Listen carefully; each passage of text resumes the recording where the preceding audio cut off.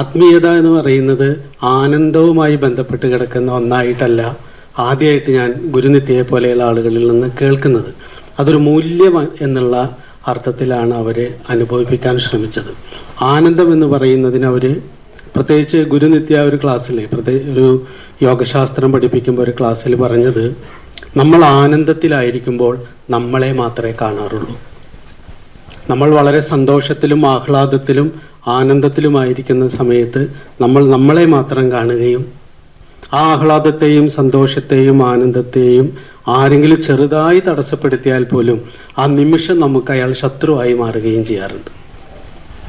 ഏറ്റവും സമാധാനത്തിലിരിക്കുന്ന സമയത്താണ്, പ്രത്യേകിച്ച് ഈ ധ്യാനമൊക്കെ പ്രാക്ടീസ് ചെയ്യുന്ന വീടുകളിലുള്ള സ്ത്രീകൾ എന്നെ ഫോൺ വിളിച്ചിട്ട് ഒരു സമയത്ത് കൂടുതലും പറഞ്ഞിട്ടുള്ളൊരു കാര്യം, മാഷേ അദ്ദേഹം ധ്യാനിക്കാൻ തുടങ്ങിയതിന് ശേഷം വീട്ടിലൊരു സ്വൈര്യമില്ല.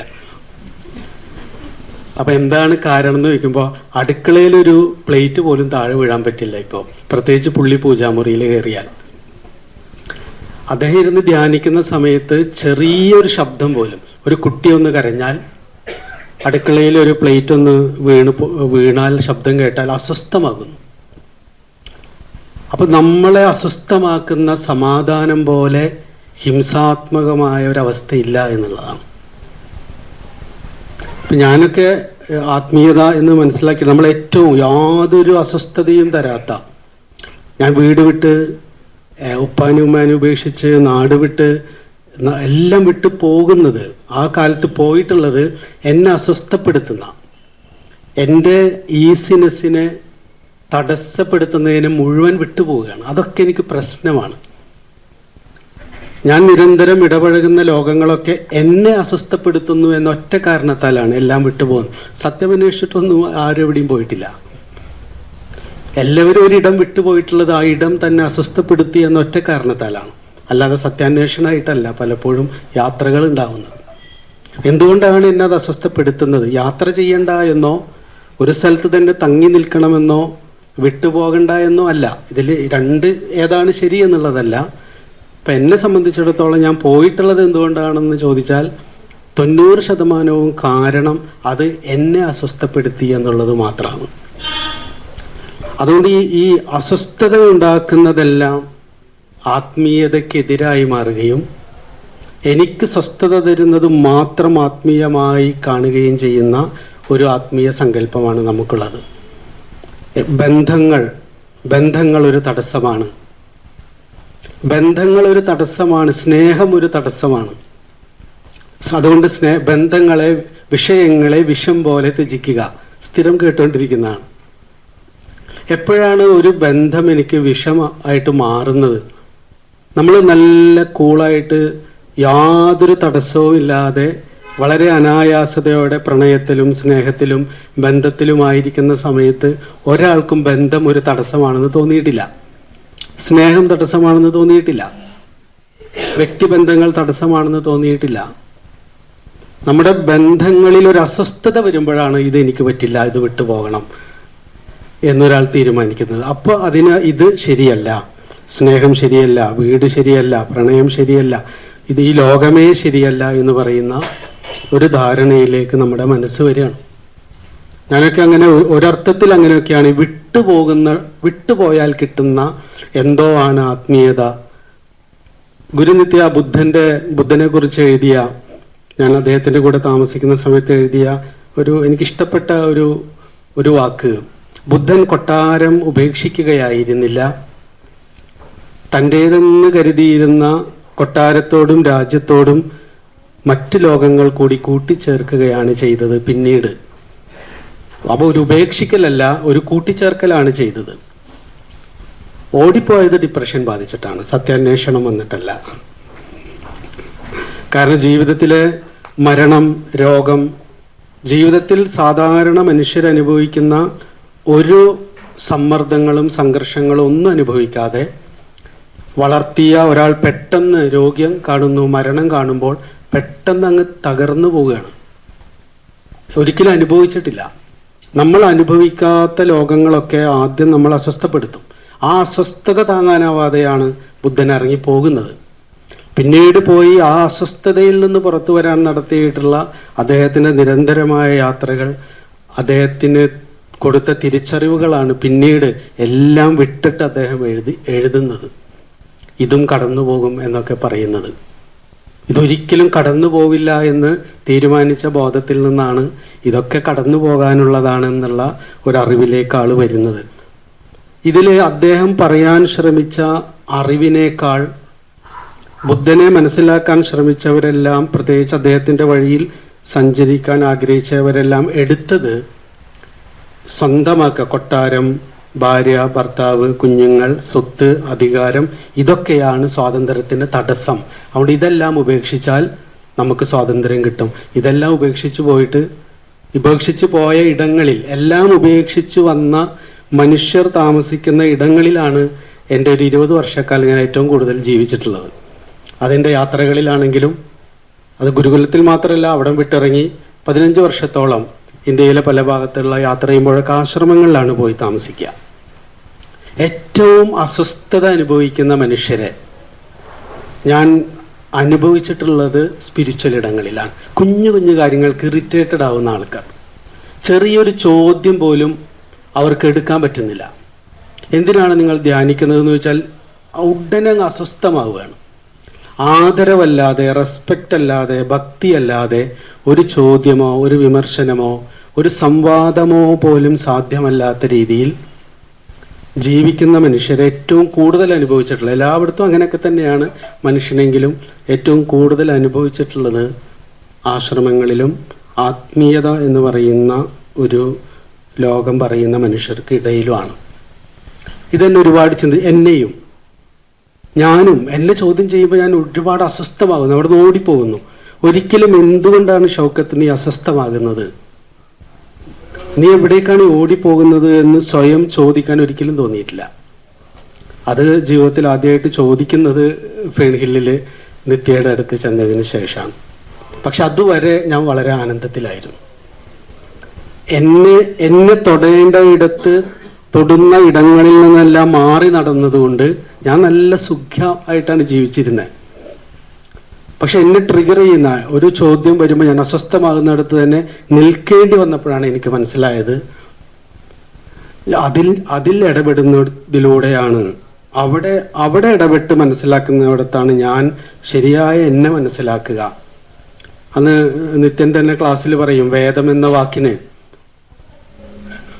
വേദനയിൽ നിന്നാണ് വേദം എന്ന വാക്കുണ്ടായത് എന്നും, എന്തെങ്കിലും ഒന്ന് വേദിപ്പിച്ച് തരണമെങ്കിൽ അവിടെ ഏതെങ്കിലും തരത്തിലുള്ള ഒരു വേദന ഉണ്ടാകണമെന്നും, അതുകൊണ്ട് വേദന ഉണ്ടാകുമ്പോൾ അവിടെ നിന്ന് ചാടിപ്പിടച്ച് എഴുന്നേറ്റ് ഓടിപ്പോകരുത് എന്നും അവിടെ തന്നെ നിൽക്കണമെന്നും, ആ വേദന, അതുകൊണ്ട് വേദന ഒരു ഒഴിവായി പോകേണ്ട ഒന്നായിട്ടല്ല കാണേണ്ടത്. ആ വേദന നമുക്ക് വേദിപ്പിച്ച് തരുന്ന ഒരുപാട് അറിവുകളുണ്ട്. നമ്മൾ ഷീബ നമ്മുടെ മുമ്പിലിരിക്കുന്നുണ്ട്. നേരത്തെ പറഞ്ഞു, ഒരു വേദനയുടെ ഏറ്റവും ആഴം അനുഭവിച്ച ഒരാൾ ആ വേദനയിൽ നിന്ന് ഒളിച്ചോടാതെ നിരന്തരം എന്നോട് പലരും പറയാറുണ്ട്, എന്താണ് ഈ ഷീബ എപ്പോഴും ഇങ്ങനെ ഇതേ വേദന എന്ന് പറഞ്ഞുകൊണ്ടിരിക്കുന്നത്. കേൾക്കുമ്പോൾ സത്യത്തിൽ ഞാൻ മനസ്സിലാക്കുന്നത് ഷീബ വേദനയല്ല പറയുന്നത് എന്നാണ്. ഷീബ പറയുന്നത് ആർദ്രതയാണ്, വേദനയല്ല. പറയുന്ന വാക്ക് അതെനിക്ക് സഹിക്കാൻ പറ്റില്ല, ഞാൻ തകർന്നു പോയി, അയ്യോ കരഞ്ഞു, വേണ്ടതിനും വേണ്ടാത്തതിനൊക്കെ ഷീബ ഇങ്ങനെ കരഞ്ഞുകൊണ്ടിരിക്കും.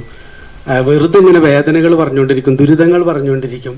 വേദനകളും ദുരിതങ്ങളിലും പെട്ടുഴറുന്ന ആളാണെങ്കിൽ എന്നേ തളർന്നു പോയിട്ടുണ്ടാവും. പക്ഷെ വേദനയിൽ നിന്ന്, ആ കണ്ണുനീരിൽ നിന്ന് ഉണർന്നു വരുന്ന ഒരു ആർദ്രതയുണ്ട്. അത് വേദനയുള്ള മനുഷ്യർക്ക് മാത്രമേ കാരുണ്യം ഉണ്ടാവൂ. എന്നെ സംബന്ധിച്ച് ഒരു കാലം, എൻ്റെ ജീവിതത്തിൽ ഒരു കാലഘട്ടം ഞാൻ വേദന അനുഭവിച്ചിട്ടില്ല. കാരണം മനുഷ്യൻ്റെ ദൈനംദിന ജീവിതവും അവരുടെ പ്രയാസങ്ങളും ദുരിതങ്ങളുടെയും ലോകത്തെ എൻ്റെ ഉള്ളിലേക്ക് അടുപ്പിക്കാൻ ഞാൻ ശ്രമിച്ചിട്ടില്ല. അവിടെ പരബ്രഹ്മവും ആത്മാവും സ്വാതന്ത്ര്യവും പുഴയും കാടും നിലാവും മാത്രമേ ഉണ്ടായിരുന്നുള്ളൂ. അതാണ് ആത്മീയത എന്നാണ് ഞാൻ തെറ്റിദ്ധരിച്ചിരുന്നത്. അവിടുന്ന് നിത്യൻ്റെ അടുത്ത് ചെന്നപ്പോൾ നിത്യൻ കുഞ്ഞു കുഞ്ഞു കാര്യങ്ങൾക്ക് കരയുക, ചെറിയ കാര്യങ്ങൾക്ക് അസ്വസ്ഥമാവും. ഇതൊക്കെ എന്നെ തകർത്ത് കളഞ്ഞ കാര്യങ്ങളാണ്. ഒരാൾ അസ്വസ്ഥമാവുക എന്ന് പറഞ്ഞാൽ അയാൾ അത്ര കൊള്ളാവുന്ന ആളല്ല എന്നാണ് അതുവരെ ഞാൻ മനസ്സിലാക്കിയിരുന്ന സ്പിരിച്വാലിറ്റി എന്നെ പഠിപ്പിച്ചത്. പക്ഷെ നിത്യൻ്റെ അടുത്ത് എത്തിയപ്പോഴാണ് ഏറ്റവും അസ്വസ്ഥരാകുന്ന മനുഷ്യരാണ് റിയൽ സ്പിരിച്വൽ എന്നും, എന്നാൽ ആ അസ്വസ്ഥതയിൽ തകർന്നും തളർന്നും പോകാതിരിക്കുക എന്നതാണ് സ്പിരിച്വലായിട്ടുള്ള ആളുകളുടെ പ്രത്യേകത എന്നും, അസ്വസ്ഥരാവാതിരിക്കുന്നവരല്ല സ്പിരിച്വൽ, അസ്വസ്ഥതയിൽ തകർന്നും തളർന്നും പോകാതിരിക്കുന്നവരാണ് സ്പിരിച്വൽ. അസ്വസ്ഥമാകാത്ത മനസ്സ്, വേദനിക്കാത്ത മനസ്സ്, ദുഃഖം അനുഭവിക്കാത്ത മനസ്സ് ഒരു മൂല്യമില്ലാത്ത ഒരു മനസ്സാണ്. ആനന്ദത്തിലായിരിക്കുന്ന ബോധം പലപ്പോഴും കാരുണ്യത്തിൽ നിന്ന് അകലെയാണ്. നമ്മളെന്തിനാണ് വെറുതെ അപ്പുറത്തിരിക്കുന്നവരുടെ കാര്യങ്ങളിൽ ഇടപെടുന്നത്? നമ്മളെന്തിനാണ് നമ്മളുടെ സ്വസ്ഥത വിട്ട് കളയുന്നത്? അതെല്ലാം അതിന് കൊടുത്തൊരു ഫിലോസഫി കൂടിയുണ്ട്. അതെല്ലാം അവരുടെ കർമ്മമാണ്, അവരുടെ കർമ്മത്തിൻ്റെ ഫലമാണ് അവരനുഭവിക്കുന്നത്. അതിൽ നമ്മൾ പോയി ഇടപെട്ടാൽ അതുകൂടി നമ്മളെ ബാധിക്കുമെന്നെല്ലാം പറഞ്ഞ് മനുഷ്യനെ എല്ലാ തരത്തിലുമുള്ള ആർദ്രമായ ഉത്തരവാദിത്വങ്ങളിൽ നിന്നും മാറ്റിക്കൊണ്ടുവരുന്ന ഒരു ആത്മീയതയ്ക്ക് പകരം മനുഷ്യൻ്റെ ഏറ്റവും കുഞ്ഞു കുഞ്ഞു കാര്യങ്ങളിൽ, കരുതലിൽ, കരുണയിൽ ഒക്കെ സ്പിരിച്വാലിറ്റി ഉണ്ടെന്ന് നിരന്തരം പിന്നീട് നമ്മളെ ഓർമ്മിപ്പിച്ചത് നാരായണ ഗുരുവാണ്. നാരായണ ഗുരു തന്നെ അദ്ദേഹത്തിൻ്റെ അനുകമ്പാദശകത്തിൽ അരുളാൽ വരും ഇമ്പം അൻപകന്നൊരു നെഞ്ചാൽ വരും അല്ലലൊക്കെയും ഇരുൾ അൻപിനെ മാറ്റും അല്ലലിൻ കരുവാകും കുരുവാം ഇതേതിനും അരുളില്ലയതെങ്കിൽ അസ്ഥിതോൽ സിര നാറുന്ന ഒരുടമ്പു താനവൻ മരുവിൽ പ്രവഹിക്കുമമ്പു അപ്പുരുഷൻ നിഷ്ഫലഗന്ധ പുഷ്പമാം ഒരുവനു നല്ലതും അന്യന് അല്ലലും ചേർപ്പൊരു തൊഴിൽ ആത്മവിരോധി ഓർത്തിടേണം പരന് പരമ്പരിതാപമേകിടുന്നോർ എരിനരകാബ്ധിയിൽ വീണ് എരിഞ്ഞിടുന്നു. ഒരു വളരെ നെഗറ്റീവ് എന്ന് പറയുന്ന ഒരു ഭാഷ വളരെ കുറച്ചിടങ്ങളിൽ മാത്രമേ ഗുരു ഉപയോഗിച്ചിട്ടുള്ളൂ. അത് ഏറ്റവും കൂടുതൽ ഉപയോഗിച്ചിട്ടുള്ളത് നമ്മളോട് ചേർന്നിരിക്കുന്നവരോട് കരുതലില്ലാത്ത മനസ്സിനെ കുറിച്ച് പറയുമ്പോഴാണ്, അറിവിനെ കുറിച്ച് പറയുമ്പോഴല്ല. ഇപ്പം തൊട്ടപ്പുറത്തിരിക്കുന്ന ആളെ മനസ്സിലാക്കാനുള്ള, ഉൾക്കൊള്ളാനുള്ള ഒരു ഉള്ളമില്ലാത്തടത്തോളം അപ്പുറത്തിരിക്കുന്ന ആളെ മനസ്സിലാക്കണമെങ്കിൽ തീർച്ചയായിട്ടും നമ്മൾ നോവേണ്ടി വരും. നിത്യം തന്നെ പറഞ്ഞു പണ്ട്, പ്രപഞ്ചത്തെയും പ്രകൃതിയെയും ആത്മാവിനെയും ദൈവത്തെയും ഒക്കെ സ്നേഹിക്കാൻ എളുപ്പമാണ്. നമ്മുടെ സങ്കല്പം മതി, ഉദാത്തമായ ആശയം മതി. ഈ പ്രപഞ്ചത്തെ മുഴുവൻ ഒന്നായി കാണുന്ന രീതിയിലുള്ള ഒരു ഭാവന ഉണ്ടായാൽ മതി. നമുക്ക് കോരിത്തെരിപ്പുണ്ടാവും, നമ്മൾ രോമാഞ്ചം ഉണ്ടാവും. അങ്ങനെ സങ്കല്പത്തിലൂടെ താനും ഈ പ്രപഞ്ചത്തിൽ നിന്ന് അന്യമല്ല എന്ന ഒരു അവബോധത്തിലേക്ക് നമ്മളുടെ ബോധത്തെ വരാൻ കഴിയും. പക്ഷെ നമുക്കൊന്നും അവിടെ നഷ്ടപ്പെടാനില്ല. പക്ഷെ തൊട്ടടുത്തിരിക്കുന്ന ഒരാളെ സ്നേഹിക്കണമെങ്കിൽ തന്നിലുള്ളത് അയാൾക്ക് പകർന്നു കൊടുക്കേണ്ടി വരും. തന്നിലുള്ളത് എന്താണ്, അതിന് എന്തെങ്കിലും ഒരു പങ്ക് കൊടുക്കേണ്ടി വരും. അവിടെ ഒരു നഷ്ടം അനുഭവിക്കേണ്ടി വരും. ഒരുപക്ഷെ ഈ നഷ്ടം അനുഭവിക്കാൻ നമ്മൾ തയ്യാറല്ലാത്തത് കൊണ്ടായിരിക്കാം ലോകത്ത് ഇത്രമാത്രം ആത്മാവിനെയും ബ്രഹ്മത്തെയും പ്രകൃതിയെയും ദൈവത്തെയും സ്നേഹിക്കുന്നവരുണ്ടായിപ്പോയത്. അവരെല്ലാവരും അങ്ങനെയാണെന്നല്ല. ഞാൻ നേരത്തെ പറഞ്ഞതുപോലെ നമ്മളെ തൊടാത്ത ഒന്ന്, നമ്മളെ ബാധിക്കാത്ത ഒന്ന് തേടിയിട്ടുള്ള ഒരു അന്വേഷണം. നിങ്ങൾക്കിപ്പോൾ ദുഃഖമെല്ലാം ഉണ്ടാവാറുണ്ടോ? എന്നോടൊരാൾ ചോദിച്ചതാണ്. ആളുകൾ നിങ്ങളെ ചീത്ത പറയുമ്പോൾ നിങ്ങൾക്ക് വേദന ഉണ്ടാവാറുണ്ടോ? ഞാൻ പറഞ്ഞു തീർച്ചയായിട്ടും ഉണ്ട്. ആളുകൾ തെറി വിളിക്കുമ്പോൾ നമുക്ക് വിഷമില്ലാതിരിക്കും. ഇല്ലാതിരിക്കണമെങ്കിൽ നമ്മൾ ഹൃദയമില്ലാത്ത ആളായിരിക്കണം. പക്ഷെ അതോടുകൂടി തകർന്ന് എൻ്റെ ജീവിതം ഇതോടെ പോയി എന്ന് പറയാറില്ല എന്ന് മാത്രം. അസ്വസ്ഥത ഇല്ലാത്ത, എന്നോട് ഒരിക്കൽ ചോദിച്ചൊരു ചോദ്യം, നിങ്ങൾ സ്പിരിച്വാലിറ്റി, ഒരാൾ സ്പിരിച്വലാണ് എന്നുള്ളതിനെ എങ്ങനെയാണ് നിങ്ങൾ നിർവചിക്കുക? ഞാൻ പറഞ്ഞു, ഒരാൾ എങ്ങനെയാണ് സ്പിരിച്വലാണ് എന്നത് നിർവചിക്കുന്നത് എങ്ങനെയാണെന്നുള്ളത് അല്ല, ഞാൻ എന്നിൽ ഏറ്റവും സ്പിരിച്വലായിട്ടുള്ള ഇടം അനുഭവിച്ചിട്ടുള്ളത് എങ്ങനെയാണെന്നുള്ളൊരു ഉദാഹരണം പറയാം. ഞാൻ ഏറ്റവും കൂടുതൽ ഫീൽ ചെയ്തിട്ടുള്ളത്, ഞാൻ ഏറ്റവും കൂടുതൽ റെയിൽവേ സ്റ്റേഷനുകളിൽ ഇരുന്ന് പുസ്തകം വായിച്ചിട്ടുള്ള ഒരാളാണ്. അപ്പം നമ്മളെല്ലാവരും റെയിൽവേ സ്റ്റേഷനിൽ ഇരിക്കുന്ന സമയത്ത് വെറുതെ ഇങ്ങനെ ഒന്നിനും വേണ്ടിയല്ലാതെ ട്രെയിൻ കാത്തിട്ടോ വെറുതെ ഇരിക്കുന്ന സമയത്ത് നമ്മുടെ അപ്പുറത്തിരിക്കുന്നൊരു ബെഞ്ചിൽ ഒരമ്മ ഒരു കുഞ്ഞിനെയും തോളിലിട്ട്, ചെറിയൊരു കുഞ്ഞിനെയും തോളിലിട്ട് വന്നിരുന്നു എന്ന് കരുതുക. അങ്ങനെ ഇരിക്കുമ്പോൾ ആ കുഞ്ഞ് നമ്മളൊന്നിങ്ങനെ നോക്കും, നമ്മളും ആ കുഞ്ഞിനെ നോക്കും. ആ കുഞ്ഞ് നമ്മൾ നോക്കി ഒന്ന് ചിരിക്കും. അതുവരെ നമ്മൾ കണ്ടിട്ടില്ലാത്ത, പരിചയമില്ലാത്തൊരു കുഞ്ഞാണ്. ആ കുഞ്ഞ് ചിരിച്ചു കഴിഞ്ഞാൽ നമ്മളും ചിരിക്കും. പിന്നെ നമ്മളെ കുഞ്ഞായിട്ട് നടത്തുന്നൊരു കോൺവെർസേഷൻ ഉണ്ട്. അത് എത്ര സമയം നീണ്ടു? ആ കുഞ്ഞ് നമ്മളെ നോക്കി ചിരിക്കും. അപ്പോൾ നമ്മളിങ്ങനെ ആംഗ്യം കാണിക്കും. നമ്മുടെ എല്ലാ ഐഡൻറ്റിറ്റികളും നമ്മൾ ജനിച്ചതിന് ശേഷം ഉണ്ടാക്കിയിട്ടുള്ള, ഞാൻ ഇന്ന പൊസിഷനിലിരിക്കുന്ന ആളാണ്, ഞാൻ ആണാണ്, പെണ്ണാണ്, ഞാൻ പണക്കാരനാണ്, പലതരം, അച്ഛനാണ്, അമ്മയാണ്, നമ്മൾ പൊലിപ്പിച്ച് വെച്ചിട്ടുള്ള നമ്മുടെ എല്ലാ ഐഡൻറ്റിറ്റികളും കൊഴിഞ്ഞു വീണ് നമ്മളെ മറ്റുള്ളവർ കാണുന്നുണ്ടോ എന്നുള്ള യാതൊരു വിചാരവും ഇല്ലാതെ നമ്മൾ ആ കുട്ടിയായിട്ടിരുന്ന് കളിക്കുന്നത് ആരെങ്കിലും ഒന്ന് വീഡിയോ എടുത്ത് നമുക്ക് അയച്ചു തന്നാൽ നമ്മുടെ ഏറ്റവും ബ്യൂട്ടിഫുൾ ആയിട്ടുള്ള മൊമെൻറ്റ്സ് നമ്മൾ കണ്ട് ആസ്വദിക്കും. നമ്മളതിന് തോന്നും നമ്മളൊരു കുഞ്ഞാവുന്നത് നമ്മൾ അനുഭവിക്കും. നമ്മുടെ അഭാവം നമ്മളവിടെ അനുഭവിക്കും. നമ്മളവിടെ ആത്മാവിനെ കുറിച്ച് ചിന്തിച്ചിട്ടില്ല, ദൈവത്തെക്കുറിച്ച് ചിന്തിച്ചിട്ടില്ല, പ്രകൃതിയെക്കുറിച്ച് ചിന്തിച്ചിട്ടില്ല. അവനിവനെന്നറിയുന്നതൊക്കെ ഓർത്താൽ അവനിയിൽ ആദിമമായ ഒരു ആത്മരൂപം എന്നൊന്നും അറിഞ്ഞിട്ടൊന്നുമില്ല. വെറുതെ ഒരു കുട്ടിയുടെ കൂടെ ഇരുന്ന് കളിച്ചു, യാതൊരു പരിചയമില്ലാത്ത. അപ്പുറത്ത് അല്ലെങ്കിൽ നമ്മൾ ഇരുന്ന് കഴിഞ്ഞാൽ നമ്മുടെ ഡ്രസ്സ് നോക്കും, ഡ്രസ്സ് ചുളിയുന്നുണ്ടോ എന്ന് നോക്കും, അവിടെ ഇരിക്കുന്നവർ നമ്മളെ നോക്കുന്നുണ്ടോ എന്ന് നോക്കും. ഇതൊക്കെ നോക്കിക്കൊണ്ടിരുന്ന നമ്മളാണ്. ഒരു സെക്കൻഡ് കൊണ്ട് ഒരു മനുഷ്യരെയും നമ്മളെ ബാധിക്കാതെ നമ്മൾ 100% നമ്മളായിട്ടിരുന്നൊരു മൊമെൻ്റാണത്. അതൊരു നമ്മളിലെ ഏറ്റവും ബ്യൂട്ടിഫുൾ ആയിട്ടുള്ളൊരു സ്പിരിച്വൽ മൊമെൻ്റാണ്. ഞാൻ ഈ ധ്യാനത്തെക്കുറിച്ച് ഇതിൽ എഴുതിയിട്ടുണ്ട്. ഞാനതും കൂടി പറഞ്ഞിട്ട് നിർത്താം നമ്മുടെ സമയം.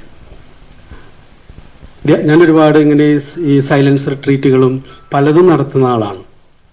പക്ഷേ ധ്യാനം എന്ന് പറയുന്നതിൻ്റെ ഒരു കോർ എനിക്ക് പിടികിട്ടിയ ഒരു അനുഭവം ഉണ്ടായത് ഞാൻ പറയാം. എന്താണ് റിയൽ ആയിട്ടുള്ള ധ്യാനം?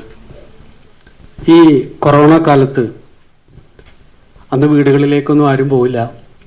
ആ സമയത്ത് വയനാട്ടിലുള്ള ഇബ്രാഹിംകാടെ വീട്ടിൽ കൊറോണ കാലത്തൊരു കുഞ്ഞ് പിറന്നു.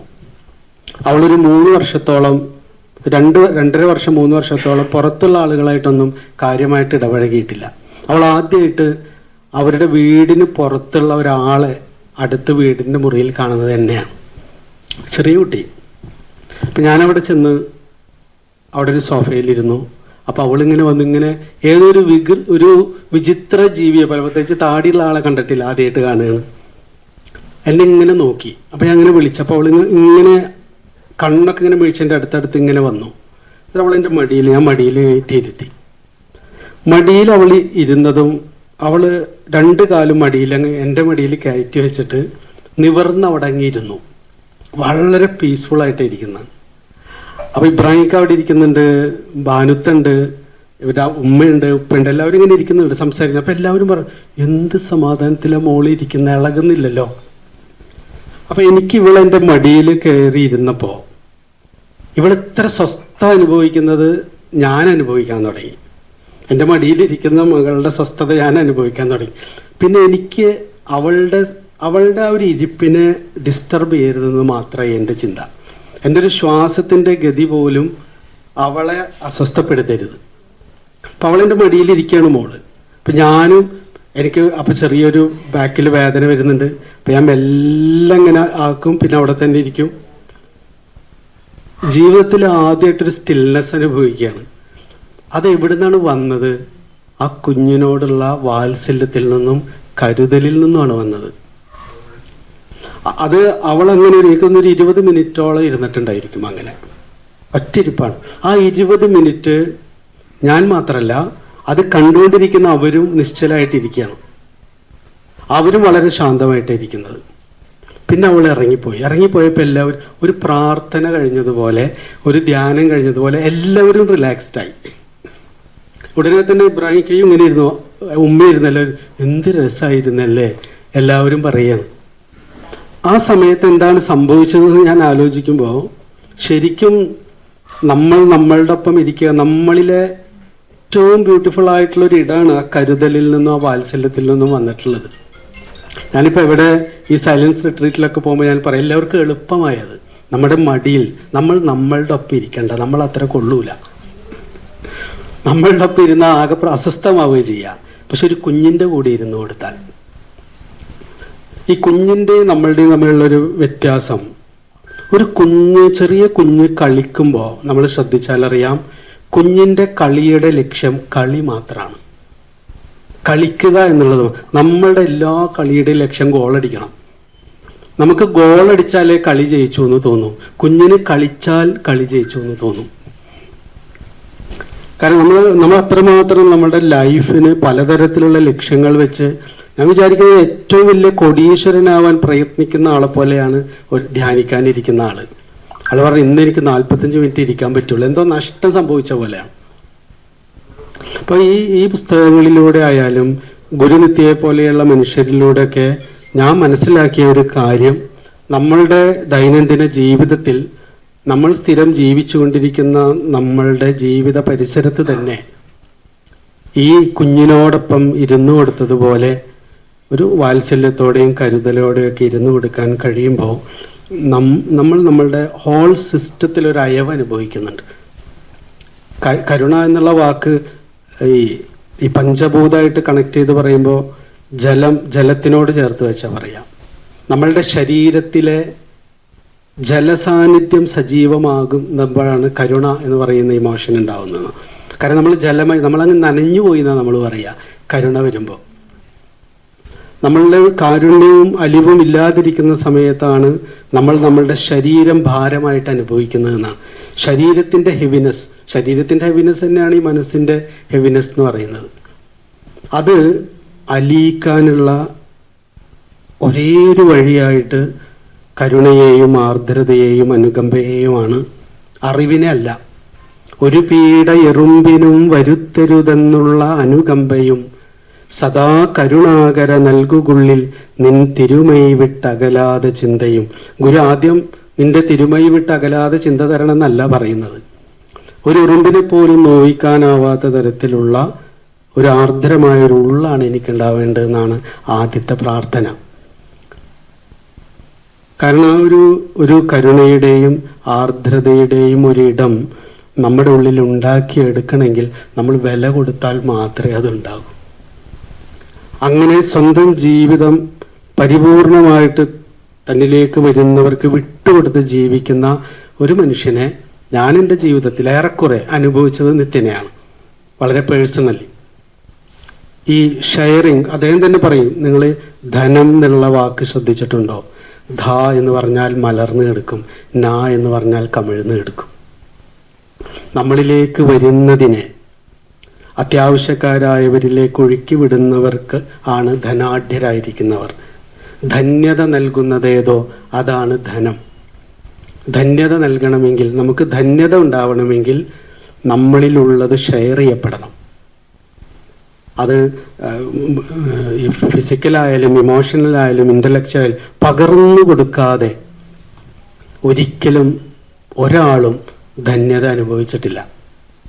പക്ഷേ അറിഞ്ഞോ അറിയാതെയോ മനുഷ്യൻ ശീലിച്ചുറച്ച അറിവ് ആർജിക്കുന്നിടത്താണ് ധന്യത ഇരിക്കുന്നത് എന്നാണ്. നൂറ്റാണ്ടുകൾ എത്രയും നമ്മൾ അറിവ് ആർജിച്ചു കൂട്ടുന്നവർക്ക്, പണം ആർജിച്ചു കൂട്ടുന്നവർക്ക്, പ്രശസ്തി ആർജിച്ചു കൂട്ടുന്ന എല്ലാം ആർജിച്ചു കൂട്ടുന്നിടത്താണ് സ്വസ്ഥത ഇരിക്കുന്നത് എന്നാണ് നമ്മൾ അറിഞ്ഞു വച്ചിട്ടുള്ള അറിവ്. പക്ഷെ നമ്മളെല്ലാം അനുഭവിച്ചിട്ടുള്ളത്, നമ്മളിലുള്ളത് എവിടെയൊക്കെ നമ്മൾ പകർന്നു കൊടുത്തിട്ടുണ്ടോ ആ ഒരു പകർന്നു കൊടുക്കുക എന്ന് പറയുന്ന, കരുതലുള്ളവരാകുക എന്ന് പറയുന്ന ആ ഒരു ഷെയറിങ്ങിൻ്റെ ഒരിടം മാത്രം പരമാവധി ജീവിതത്തിൽ പകർത്താൻ ശ്രമിക്കുകയും. എളുപ്പമല്ല. പണ്ട് നിത്യൻ പറയുന്ന പോലെയാണ്, നല്ല മനുഷ്യനാവുക എന്ന് പറയാൻ എളുപ്പമാണ്, പക്ഷെ നല്ല മനുഷ്യനാവാൻ ഒരാൾ ശ്രമിക്കുമ്പോഴാണ് അത് എത്ര പ്രയാസമുള്ള കാര്യമാണെന്ന് നമുക്ക് ശീലമില്ലാത്തൊരു കാര്യമാണ്. ഒരുവന് നല്ലതും അന്യന് അല്ലലും ചേർപ്പൊരു തൊഴിൽ ആത്മവിരോധി. ഗുരു പറയുന്ന വാക്കതാണ്. അപ്പൊ എനിക്ക് സമാധാനം തരുന്ന ഒരു കാര്യം എൻ്റെ ചുറ്റുപാടുള്ളവർക്ക് അസ്വസ്ഥത ഉണ്ടാക്കുന്നുണ്ടോ എന്നുകൂടി ചിന്തിച്ചതിന് ശേഷമായിരിക്കണം എൻ്റെ റെസ്പോൺസസ്, എൻ്റെ പ്രതികരണങ്ങൾ എന്ന് പറയുന്നത് നമുക്ക് സാധ്യമല്ല. നമ്മളെപ്പോഴും നമ്മുടെ ശരി പ്രതികരിച്ച് ജീവിക്കുന്നവരാണ്. അപ്പുറത്തിരിക്കുന്നവർ നമ്മുടെ കൺസേണിലേക്ക് വരാറില്ല. ഞാൻ നല്ലൊരു മനുഷ്യനാരാണ് എന്നതിന് കേട്ടിട്ടുള്ള ഏറ്റവും നല്ല നിർവചനം, നിങ്ങളുടെ വീട്ടിലുള്ള ഏറ്റവും പ്രായം കുറഞ്ഞ കുഞ്ഞിനോടും ഏറ്റവും പ്രായം കൂടിയ അപ്പൂപ്പനോടും അമ്മൂമ്മയോടും തുല്യതയോടെ മര്യാദക്ക് പെരുമാറുന്ന ആളാണ് നല്ല മനുഷ്യർന്ന. പക്ഷെ നമ്മുടെ ബ്രെയിനിന്, ഞാനെപ്പോഴും പറയുന്നൊരു കാര്യം, നമ്മുടെ ബ്രെയിനിൻ്റെ ശീലം നമുക്കൊപ്പത്തിനൊപ്പം എന്ന് തോന്നുന്നവരോടും അതിന് മുകളിലുള്ളവരോടും മാത്രം മര്യാദ കാണിച്ചേ നമ്മൾ ശീലിച്ചിട്ടുള്ളൂ നൂറ്റാണ്ടുകളായിട്ട്. നമ്മുടെ തലച്ചോറിന് അങ്ങനെ ഫീൽ ചെയ്യണം, അവരോട് നമ്മൾ മര്യാദക്ക് പെരുമാറും. അതിന് താഴെ എന്ന് തോന്നുന്നവരോട് നമ്മുടെ ബോഡി ലാംഗ്വേജ്, നമ്മുടെ ഭാഷാ പ്രയോഗങ്ങൾ ഒക്കെ നെഗറ്റീവാണ്. അത് അധികാരത്തിലാവാം, പണത്തിലാവാം, പ്രശസ്തിയിലാവാം, അറിവിലാവാം, പ്രായത്തിലാവാം, ജെൻഡറിലാവാം. നമ്മളെക്കാൾ താഴെ എന്ന് തോന്നുന്നവരോടൊന്നും നാച്ചുറലായിട്ട് മര്യാദക്ക് പെരുമാറാൻ നമുക്ക് പറ്റില്ല. കാരണം നമ്മൾ ശീലിച്ചിട്ടില്ല. നമ്മുടെ ശീലമൊക്കെ ഒപ്പത്തിനൊപ്പവും മുകളിലുള്ളവരെ റെസ്പെക്റ്റ് ചെയ്തിട്ടാണ്. അവിടെയാണ് പ്രായമുള്ളവരെ ബഹുമാനിക്കണം. പഴയ മൂല്യമാണ്, പ്രായമുള്ളവരെ, അറിവുള്ളവരെ, അറിവില്ലാത്തവരെ ബഹുമാനിക്കണ്ട. പ്രായം കുറഞ്ഞവരെ ആണുങ്ങളെ ബഹുമാനിക്കണം, വീട്ടിലെ മുതിർന്നവരെ ബഹുമാനിക്കണം. നമ്മളെപ്പോഴും ശീലിച്ചിട്ടുള്ളത് അതാണ്. നമ്മൾ നൂറ്റാണ്ടുകളായിട്ട് നമ്മൾ ജീവിച്ചതിൽ നിന്നാണ് വാക്കുണ്ടായത്, ഹിസ്റ്ററി ഉണ്ടായത് അങ്ങനെയാണ്. അവൻ്റെ ലോകമായിരുന്നു നമ്മുടേത് എന്നതുകൊണ്ടാണ് ഹിസ് സ്റ്റോറി ഉണ്ടായത്. അവൾക്ക് അവിടെ സ്ഥാനമില്ല. അവൾക്കിപ്പോഴാണ് ചരിത്രം ഉണ്ടാവാൻ തുടങ്ങിയിട്ടേ ഉള്ളൂ ഇപ്പോൾ. അതുകൊണ്ട് തന്നെയാണ് സ്ത്രീയുടെ ഒരു ശബ്ദത്തെ റെസ്പെക്റ്റോടുകൂടി സ്വീകരിക്കാൻ പുരുഷന് അസാധ്യമായിരിക്കുന്നത്. ഉദാത്തമായ ചിന്ത ഉണ്ടായാലൊന്നും സ്ത്രീയെ റെസ്പെക്റ്റ് ചെയ്യാൻ പറ്റില്ല. അത് ശീലിച്ച് വരേണ്ട ഒന്നാണ്. എളുപ്പമല്ല. കുഞ്ഞിനെ റെസ്പെക്റ്റ് ചെയ്യാൻ എളുപ്പമല്ല. ഞാനൊരു വീട്ടിൽ ചെന്നപ്പോൾ ഞാൻ കുഞ്ഞുങ്ങൾക്ക് അവരുടേതായ സ്വപ്നങ്ങളുണ്ട് എന്ന് പറഞ്ഞിട്ടൊരു പുസ്തകം എഴുതി. മാതൃഭൂമിയാണത് പബ്ലിഷ് ചെയ്ത്. എൻ്റെ സുഹൃത്തുക്കളായിട്ടുള്ളവരുടെ മക്കളെ ഇൻ്റർവ്യൂ ചെയ്തിട്ടാണ് ഞാൻ അത് എഴുതിയത്. ഒരു വീട്ടിൽ വന്നിട്ട് ഞാൻ ചോദിച്ചൊരു മോനോട് ചോദിച്ചത്, ഞങ്ങൾ മുതിർന്നവരുടെ പ്രശ്നങ്ങൾ എന്താണെന്ന് പറയൂ, അതാണ് എനിക്ക് എഴുതേണ്ടത്. അപ്പോൾ അവൻ പറഞ്ഞു, മുതിർന്നവരവിടെ നിൽക്കട്ടെ, ഷൗക്കത്ത് മാമൻ്റെ പ്രശ്നം ഞാൻ പറയാം. ഞാൻ വിചാരിച്ചിരുന്നത് ഞാൻ കുട്ടികളോടൊക്കെ വളരെ ഈക്വലായി റെസ്പെക്റ്റോടെ പെരുമാറുന്ന ആളാണെന്നാണ്. ആ ചെറിയ കുട്ടി എന്നോട് പറഞ്ഞു, 9 വയസ്സുണ്ടാവും. ആ കുട്ടി എന്നോട് പറഞ്ഞത്, ഷൗക്കത്ത് മാമൻ വീട്ടിൽ വരുമ്പോൾ, മോനെ നിനക്ക് സുഖല്ലേ, സ്നേഹല്ലേ, നന്നായി പഠിക്കുന്നില്ലേ എന്നൊക്കെ പറയും, മിഠായി തരും, എന്നെ കെട്ടിപ്പിടിക്കുകയൊക്കെ ചെയ്യാറുണ്ട്. പക്ഷെ അച്ഛനും അമ്മയും കൂടി ഇവിടെ വന്നിരുന്ന് സംസാരിക്കുമ്പോൾ, നിങ്ങൾ സംസാരിക്കുന്ന സമയത്ത് എനിക്ക് ഐ കോണ്ടാക്റ്റ് തരാറില്ല ഷൗക്കത്ത് മാമൻ. അത് ഞാൻ ഒരു കുട്ടി ആയതുകൊണ്ടാണോ? ഞാൻ ആദ്യമായിട്ട് ആലോചിക്കുന്നു. നമ്മൾ വലിയ ഫിലോസഫിയൊക്കെ ബുദ്ധനെക്കുറിച്ച്, രമണ മഹർഷിയെക്കുറിച്ച്, നിത്യചൈതന്യതയെക്കുറിച്ച്, നാരായണ ഗുരുവിനെ കുറിച്ചൊക്കെയാണ് പറയുന്നത്. ആ വിഷയം പറയുമ്പോൾ, സ്നേഹം പറയുമ്പോൾ കെട്ടിപ്പിടിക്കുമ്പോൾ ഉമ്മ വയ്ക്കുകയൊക്കെ ചെയ്യും. പക്ഷെ ഞാനിവിടെ ഇരിക്കുന്നുണ്ടല്ലോ അച്ഛനും അമ്മയോടും സംസാരിക്കുമ്പോൾ, എന്താണ് എനിക്ക് ഐ കോണ്ടാക്റ്റ് തരാത്തത്? ഒരു ചെറിയ 9 വയസ്സുള്ളൊരു കുട്ടിയുടെ ചോദ്യമാണ്. അന്നാണ് ഞാൻ റിയലൈസ് ചെയ്യുന്നത്, നമ്മളെ നോക്കിയാൽ അറിയാം, പ്രധാനപ്പെട്ടവർക്ക് മാത്രമേ നമ്മൾ ഐ കോണ്ടാക്റ്റ് കൊടുക്കാറുള്ളൂ. നമ്മൾ എത്ര ജ്ഞാനികളായാലും. നമ്മുടെ വീട്ടിൽ 10 ആൾ വന്നാൽ ആ 10 ആളിൽ ഏറ്റവും പ്രധാനപ്പെട്ട ആളെ നോക്കിയിട്ട് നമ്മൾ സംസാരിക്കുക. ബാക്കിയുള്ളവരൊക്കെ നമ്മളെ നോക്കി ഇരുന്നോളണം. പിന്നീട് ഞാൻ ബോധപൂർവം പരിശ്രമിക്കാൻ തുടങ്ങി. എളുപ്പമല്ല, കണ്ണ് നിൽക്കില്ല, വീണ്ടും ഇവിടേക്ക് വരും. കാരണം നമ്മുടെ കണ്ണ് പ്രവർത്തിക്കുന്നത് നമ്മുടെ ബ്രെയിനിൻ്റെ ഇൻസ്റ്റിങ്ക്റ്റ് അനുസരിച്ചിട്ടാണ്. നമ്മുടെ തലച്ചോറ് ഫങ്ഷൻ ചെയ്യുന്നത് നൂറ്റാണ്ടുകളായി നമ്മൾ ശീലിച്ച ജീവിത ശൈലി അനുസരിച്ചിട്ടാണ്, വിവരമനുസരിച്ചിട്ടല്ല, അറിവിനനുസരിച്ചിട്ടല്ല തലച്ചോറ് പ്രവർത്തിക്കുന്നത്, ശീലത്തിനനുസരിച്ചിട്ടാണ്. അതുകൊണ്ടാണ് നമ്മൾ ക്ഷമയെക്കുറിച്ച് 1000 കവിതകളും ലേഖനങ്ങളും ഒക്കെ എഴുതി കഴിഞ്ഞതിന് ശേഷവും നമുക്കിഷ്ടപ്പെടാത്തൊരു കാര്യം ഒരാൾ പറഞ്ഞാൽ പൊട്ടിത്തെറിക്കുന്നത്. കാരണം ബ്രെയിനിന് അറിവൊന്നും അവിടേക്ക് കാര്യമായിട്ട് ഏൽക്കില്ല.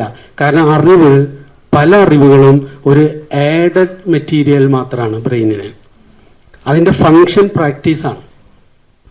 അതുകൊണ്ട് എൻ്റെ നൂറ്റാണ്ടുകളായിട്ടുള്ള ഒരു ശീലത്തിൽ നിന്ന് എനിക്ക് പുറത്തു വരണമെങ്കിൽ അറിവുണ്ടായിട്ടോ കവിത വായിച്ചിട്ടോ പുസ്തകം വായിച്ച് ലോകത്ത് ഒരാളും മാറിയിട്ടില്ല. പ്രാക്ടീസ് ചെയ്തിട്ടേ മാറിയിട്ടുള്ളൂ. ഞാൻ ഇനി ഒരു സദസ്സിൽ ചെന്നിരിക്കുമ്പോൾ അപ്പോൾ ഓർക്കണം അവൻ പറഞ്ഞത്, ഷൗക്കത്ത് ഐ കോണ്ടാക്ട്. അത് ഓർത്തിട്ട് ഞാൻ തലേനെ ബോധപൂർവം തിരിക്കണം. തനിയെ തിരിയില്ല.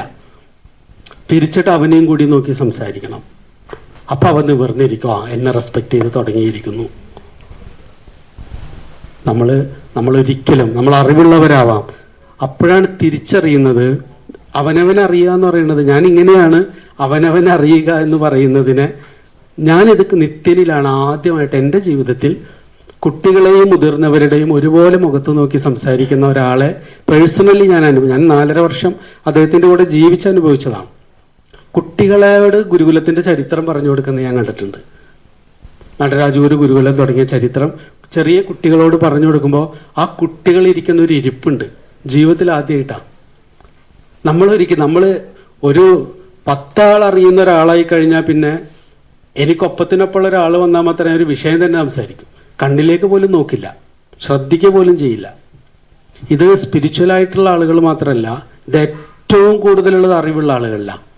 അറിവുള്ള ആളുകൾക്ക് സാധാരണ മനുഷ്യരോട് ഐ കോണ്ടാക്ട് കൊടുക്കൽ വളരെ കുറച്ച് ആൾക്കാരിൽ മാത്രമേ ഉള്ളൂ. പ്രസിദ്ധരായിട്ടുള്ള ആളുകൾ ശ്രദ്ധിച്ചാൽ അറിയാം. നമ്മളത് പ്രസിദ്ധരായിട്ടുള്ള ആളുകൾ നമ്മളെ മുഖത്ത് നോക്കില്ല, എവിടേക്കോ നോക്കും. ശരി പറയൂ. കണ്ണിൽ നോക്കും. ഒരാൾ നമ്മുടെ കണ്ണിൽ നോക്കി എല്ലാവരോടും ഒരുപോലെ കണ്ണിൽ നോക്കി സംസാരിക്കാൻ കഴിയുന്നിടത്താണ് ഒരാൾ നല്ല മനുഷ്യനാവുന്നത്, ഒരുപോലെ. പക്ഷെ നമുക്ക് ജാതിയുള്ളവരാ. വളരെ ന്യൂനപക്ഷം വരുന്ന കുറച്ച് മനുഷ്യരെ മാത്രമേ നമ്മൾ മനുഷ്യരായി കാണുന്നുള്ളൂ. ബാക്കിയുള്ള എല്ലാവരും നമുക്ക് അധകൃതരാണ്, ജാതിയിൽ കുറഞ്ഞവരാണ്. ഞാൻ പറയും, നീ അവിടെ കേട്ടാൽ മതി എന്നാണ് നമ്മൾ പറയുന്നത്. ബാക്കിയുള്ളവർ നമ്മൾ കേട്ടിരിക്കും. നമ്മുടെ സമയം ഒരുപാടായില്ലേ സുനിൽ? എന്തായാലും മാതൃഭൂമി വളരെ സന്തോഷം. എൻ്റെ പുസ്തകങ്ങൾ ഞാൻ നൗഷാദായിട്ട് കഴിഞ്ഞ വർഷം ഇങ്ങനെ സംസാരിച്ചുകൊണ്ടിരിക്കുമ്പോൾ ഞാനിങ്ങനെ നൗഷാദിനോട് പറഞ്ഞു, എനിക്ക് നമ്മുടെ വൈക്കം മുഹമ്മദ് ബഷീറിൻ്റെ ആ പുസ്തകങ്ങൾ ഇറങ്ങുന്നത് പോലെ കുറച്ച് കുഞ്ഞു പുസ്തകങ്ങൾ എഴുതണമെന്നുണ്ട്. അങ്ങനെ നമ്മളൊരു 25 പുസ്തകങ്ങൾ പ്ലാൻ ചെയ്തു. അപ്പോൾ ആദ്യം ഇങ്ങനെ 5 വിഷയം, പിന്നെ എനിക്കിഷ്ടപ്പെട്ട 5 വ്യക്തികളെ കുറിച്ച് 5 പുസ്തകം, ഇഷ്ടപ്പെട്ട സ്ഥലങ്ങൾ 5 പുസ്തകം, ഇഷ്ടപ്പെട്ട 5 പുസ്തകങ്ങൾ, ഇഷ്ടപ്പെട്ട 5 ആശയങ്ങൾ, അങ്ങനെ ഒരു 25 പുസ്തകങ്ങളുടെ ഒരു സീരീസ് പ്ലാൻ ചെയ്തതിൻ്റെ ആദ്യത്തെ 5 പുസ്തകമാണിത്. വളരെ അതിമനോഹരമായിട്ട് നൗഷാദ് ഓരോ ബുക്ക് ചെയ്യുമ്പോഴും, അതുപോലെ മൻസൂർ അതിൻ്റെ കവർ ചെയ്തിട്ടുള്ളതും. എനിക്ക് മാതൃഭൂമി ആണൊരു പക്ഷേ ഞാനിങ്ങനെ പുസ്തകം ഇങ്ങനെ ഹിമാലയാണ് ആദ്യത്തെ ഹിമാലയ പുസ്തകത്തിൻ്റെ കവറ് ചെയ്യാൻ പറഞ്ഞപ്പോൾ ഞാൻ പറഞ്ഞു, ഹിമാലയത്തിൻ്റെ ഫോട്ടോ വെക്കരുത്, വേറെ എന്തും ആവാം, പക്ഷേ എന്തും മനോഹരമായിട്ടാണ് 2 വരയിൽ അതിൻ്റെ ഒരു കവറ്. ഞാനിപ്പോൾ ഇടയ്ക്കിടയ്ക്ക് എടുത്ത് നോക്കുന്ന ഒരു പുസ്തകമാണ് ആ കവറ്. അതുപോലെ എത്ര മനോഹരമായിട്ട് എനിക്ക് തോന്നുന്ന മലയാളത്തിൽ ഏറ്റവും നന്നായിട്ട് പ്രൊഡക്ഷൻ ഒരു പുസ്തകം. ഗുരു നിത്യ ബുക്സ് തുടങ്ങിയത് ഒരൊറ്റ കാരണമുണ്ട്. ഗുരു പറയും, ഒരു പുസ്തകം എഴുതി കഴിയുന്നതോടുകൂടി പുസ്തകത്തിൻ്റെ രചന പൂർത്തിയാകുന്നില്ല. ആ ഒരു പുസ്തകം ഏറ്റവും മനോഹരമായി നല്ല സ്പേസൊക്കെ ഇട്ട് നല്ല വൃത്തിയായിട്ട് പബ്ലിഷ് ചെയ്ത് വന്നതിന് ശേഷം മാത്രമേ ഒരു രചനയുടെ പൂർത്തീകരണം നടക്കുന്നുള്ളൂ. അങ്ങനെയാണ് നിത്യ ബുക്സ് തുടങ്ങുന്നത്. നല്ല പേപ്പറിൽ നല്ല സ്പേസൊക്കെ ഇട്ട് ലേ ഔട്ട് ചെയ്ത്. ഒരു പക്ഷെ അത് ഇന്ന് നമ്മളുടെ മലയാള പ്രസിദ്ധീകരണ ലോകത്ത് മാതൃഭൂമി ബുക്സാണ് അത്രയും മനോഹരമായിട്ട് പുസ്തകങ്ങൾ ഇറക്കുന്നത്. അവരിലൂടെ ഈ പുസ്തകം ഇറങ്ങാൻ കഴിഞ്ഞതിൽ ഒരുപാട് സന്തോഷം. ജയകുമാർ സാർ എത്രയോ വർഷങ്ങളായിട്ട് ഞങ്ങൾ കണ്ടിട്ടുള്ളതാകെ 2-3 പ്രാവശ്യമാണെങ്കിലും അങ്ങോട്ടും ഇങ്ങോട്ടും നല്ല ആത്മബന്ധമുള്ള ആളാണ്. റോസി ജയധവനം എൻ്റെ വീടാണ്. ഏത് പാതിരക്കും ഒരു കാലത്ത് ഞാൻ അലഞ്ഞ് നടക്കുന്ന സമയത്ത് തൃശ്ശൂർ വന്നിറങ്ങിയാൽ നേരെ പോയി കോളിംഗ് ബെല്ലടിക്കും. അപ്പോൾ ഏത് 12 മണിക്കാണെങ്കിലും റോസി വന്ന് വാതിൽ തുറക്കും. ഇത് വല്ലതും തിന്നോ എന്ന് ചോദിക്കാൻ പറഞ്ഞു, ഇന്ന് അടുക്കളയിലേക്ക് വാ, അവിടെ ഒന്നുമില്ലെങ്കിൽ ഉണ്ടാക്കി തരും, ഇല്ലെങ്കിൽ ഉള്ളതെടുത്ത് ചൂടാക്കി തരും, നേരെ മുറിയിലേക്ക് പോയിക്കോ, മുറി അവിടെ റെഡി ആയിട്ട് ഇരിപ്പുണ്ട് എന്ന് പറയും. അങ്ങനെ എത്രയോ രാത്രികൾ ഒരിക്കലും ഒന്ന് വിളിച്ചു പറയാതെ നേരെ കയറി ചെല്ലാവുന്ന എത്രയോ വർഷങ്ങൾ താമസിച്ചിരുന്നു. ഞാൻ മാത്രമല്ല, ഒരുപാട് ആളുകൾ, ജോസഫ്, അങ്ങനെ കുറേ പേര് താമസിക്കുന്ന ഒരു വീടാണ്. അതൊരു ആശ്രമം പോലെ വീട്. അത്രയും ഞങ്ങൾ ഇന്നിരുന്ന് സംസാരിക്കും. ഈ പറയുന്ന വിഷയങ്ങളാണ്, ഈ സ്ത്രീ പുരുഷ വിഷയങ്ങൾ. വലിയ വാചകം അടിച്ച് നടക്കും. ഞങ്ങൾക്ക് മനുഷ്യരെ റെസ്പെക്റ്റ് ചെയ്യാൻ അറിയോ ഏതെങ്കിലും ആത്മീയക്കാർക്ക് എന്നൊക്കെ പറഞ്ഞ് ഞങ്ങൾ ചർച്ച ചെയ്യാത്ത ഇടങ്ങളില്ല. അതുകൊണ്ട് റോസി എനിക്ക് എന്നെ പോലെ തന്നെയാണ്. പിന്നെ ഇവിടെ വന്നിരിക്കുന്ന ഓരോരുത്തരും അത്ര അടുപ്പുള്ളവരാണ്. പിന്നെ എനിക്ക് ഏറ്റവും ഇഷ്ടമുള്ളത് ഇങ്ങനെയുള്ള സദസ്സാണ്. ഈ വളരെ ശാന്തമായി ഇങ്ങനെ ബുക്ക് സ്റ്റാളുകളിൽ പണ്ട് ഗുരുനിത്യ ഇത് പറയുമായിരുന്നു. വിദേശങ്ങളിലൊക്കെ ഈ ബുക്ക് റിലീസ് ഫംഗ്ഷനുകളെ കുറിച്ച് പറയുമ്പോൾ ഗുരുനിത്യ പറയും, പുറത്തൊക്കെ ബുക്ക് റിലീസ് എന്ന് പറഞ്ഞാൽ എന്തൊരു മനോഹരമാണ്. അപ്പോൾ ഗുരു അമേരിക്കയിലുള്ള ഒരു ബുക്ക് സ്റ്റാളിൽ ഒരു ബുക്ക് റിലീസ് ഫംഗ്ഷന് പോയതിനെ കുറിച്ച് പറയും. ബുക്ക് സൈൻ ചെയ്യാൻ വേണ്ടി ഓദർ വരും. അപ്പോൾ ഒരു 10-20 പേര് വരും. അവരിങ്ങനെ ഇരുന്ന് ചായ കുടിച്ചിരുന്ന് സംസാരിക്കും. അതാണ് റിലീസ് ഫംഗ്ഷൻ. അതിപ്പോൾ നമ്മളുടെ ഒരു കേരളത്തിലെ ആ ഒരു കൾച്ചർ വരുന്നു. ഒരു ബുക്ക് സ്റ്റാളുകൾ, പുസ്തകങ്ങൾക്കിടയിൽ യാതൊരു പരമാവധി ഔപചാരികതകൾ കുറച്ച് വട്ടത്തിലിരുന്ന് സ്നേഹം പറഞ്ഞ്, സൗഹൃദം പറഞ്ഞ്, ആശയങ്ങൾ പറഞ്ഞ്, അങ്ങനെ നമുക്ക് പരിചയമുള്ള ഒരുപാട് സുഹൃത്തുക്കൾ അവിടെ കാലിതക്കയും സുമേഷും വന്നിട്ടുണ്ട്. എത്രയോ നാളുകൾക്ക് ശേഷം ഞങ്ങൾ കാണുന്നത്. ഈ സ്നേഹസംഗമം എന്ന് പറഞ്ഞ് ഗുരു സമാധിയായതിനു ശേഷം കലാമണ്ഡലത്തിൽ, പഴയ കലാമണ്ഡലത്തിൽ എത്രയോ സ്നേഹസംഗമങ്ങൾ കേരളത്തിൻ്റെ പല ഭാഗത്തുനിന്ന് പല മനുഷ്യർ വരികയും പാടുകയും പറയുകയും ഏറ്റവും അനൗപചാരികമായി 2 ദിവസവും 3 ദിവസവും നീണ്ടു നിൽക്കുന്ന കാലിതക്ക പാൽ കച്ചവടക്കാരനാണ്.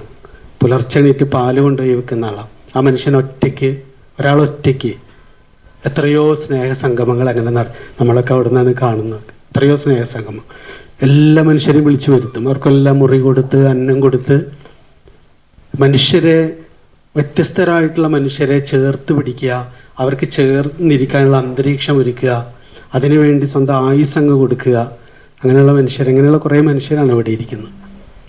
കാലത്തൊക്കെ ഇങ്ങനെ കയറി വരുന്നുണ്ടപ്പോൾ ഭയങ്കര സന്തോഷം തോന്നി. എല്ലാവർക്കും നിറയെ സ്നേഹം. നമസ്കാരം.